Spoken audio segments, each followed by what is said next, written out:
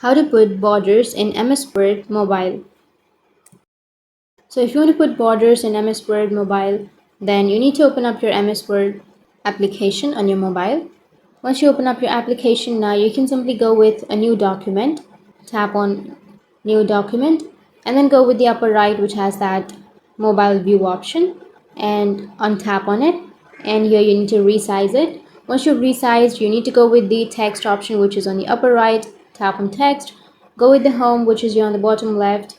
Under home, tap on insert. Once you tap on insert, you need to go with blank page. Now you need to scroll down and then tap on text box, and you need to enter a text box. And now make the text box as a border. So you need to enlarge the text box, and now you need to simply press and hold on to that text box. Copy the text box. Once you've copied, you need to go with the upper slide or the up page, and then paste the text box right here, which you have just copied. And that's it. Once you've pasted, your border will be inserted. So in this way, you will be able to insert or put borders in your MS Word on mobile. And if you have any questions, feel free to comment below. Thanks for watching.